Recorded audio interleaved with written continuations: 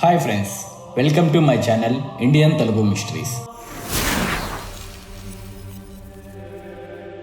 ఉగాది కొత్త సంవత్సరానికి ఆరంభం, కొత్త ఆశల పండుగ. కానీ అరణ్యపురం అనే ఊరిలో ఉగాది సందడి కాకుండా ఒక భయంకర మిస్టరీ కూడా ఉందంట. ఎందుకంటే ఇక్కడ 100 సంవత్సరాలుగా ప్రతి ఉగాది రాత్రి ఒక కుటుంబం మాయమవుతుందంట. ఈ రహస్యాన్ని తెలుసుకోవడానికి జర్నలిస్ట్ అనన్య తన కెమెరామెన్ కార్తిక్ తో ఈ విలేజ్ లోకి వెళ్తుంది. కానీ అన్ఎక్స్పెక్టెడ్ గా మిస్టరీని సాల్వ్ చేయడానికి వెళ్ళిన వీళ్ళు దాని వలలో చిక్కుకుంటారు.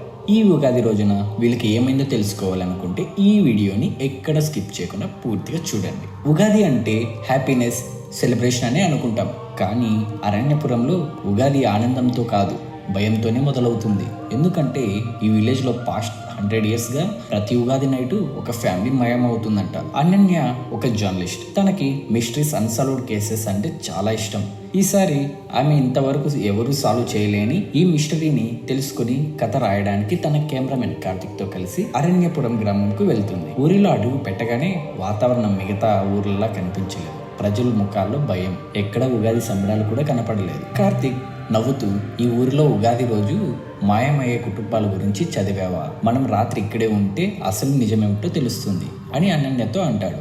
ఆ ఊరి పెద్ద సిద్ధయ్య వారిని చూసి ఆగ్రహంతో వారిని ఇలా అన్నారు, ఇక్కడ ఉగాది రాత్రి ఎవరు బయట ఉండరు, వెంటనే వెళ్ళిపోండి అని అన్నారు. కానీ అనన్య, కార్తిక్ ఇది ఇగ్నోర్ చేసి ఊరి చివర ఉన్న ఒక పాత భవనం దగ్గరకు వెళ్తారు. ఇది గత ఏడాది మాయమైన కుటుంబానికి చెందినదని తెలుసుకుంటారు. లోపలికి వెళ్ళగానే పాత గడియారంలో 1:30 అయిందని చూపిస్తుంది.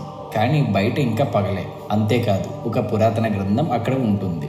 దానిపై రక్తపు మరకలు. అప్పుడే సడన్ గా డోర్ క్లోజ్ అయిపోతుంది.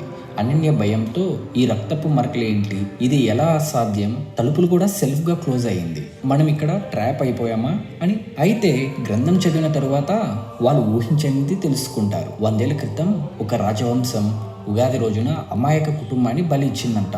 అప్పటి నుంచి ఆ కుటుంబ ఆత్మలు ప్రతి ఉగాది రోజున బలి కోరుతూ వస్తున్నాయి. ఎవరో ఒకరిని బలి ఇవ్వకపోతే ఊరంతా నాశనం అవుతుందని గ్రంథం వెల్లడిస్తుంది. కార్తీక్ గట్టిగా ఊపిరి పీలుస్తూ, అనన్య మనం ఇక్కడ ఉండకూడదు, తక్షణమే వెళ్ళిపోవాలి అని చెప్పగానే వెనక గదిలో ఎవరు నడిచిన శబ్దం వస్తుంది. అనన్య భయంతో, కార్తిక్ మన ఇద్దరం మాత్రమే కదా ఉన్నాం, మరి లోపల ఎవరు నడుస్తున్నారు అని అంటుంది. ఇంతలో ఊరి పెద్ద సిద్ధయ్య వచ్చి వారిని ఆపుతాడు. మీరు ఉగాది రోజున బలి కోరుకు ఎంపికైన వారు అని అనడంతో అనన్య, కార్తిక్ భయంతో చూస్తారు.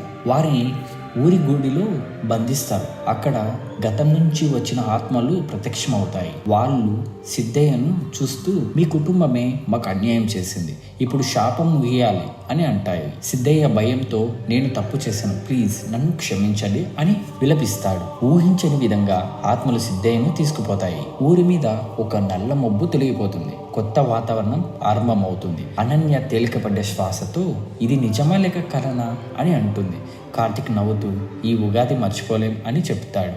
ఉగాది తెల్లవారింది. ఊరి మీద పడ్డ శాపం తొలగిపోయింది. అనన్య, కార్తిక్ ఊరి నుంచి బయటకు అడుగు పెడుతూ వెనక్కి చూస్తారు. గతం చీకటితో కలిసిపోయింది. ముందున్న మార్గం కొత్త వెలుతురుతో నిండింది. మన ఇండియన్ తెలుగు మిస్టరీస్ కుటుంబానికి ఉగాది శుభాకాంక్షలు. ఈ కొత్త సంవత్సరంలో ఆరోగ్యం, ఆనందం, విజయాలు మీ అందరినీ వర్ణించాలని ఆశిస్తూ, మీరు అందరూ సురక్షితంగా, సంతోషంగా ఉండాలని మనస్ఫూర్తిగా కోరుకుంటున్నాం.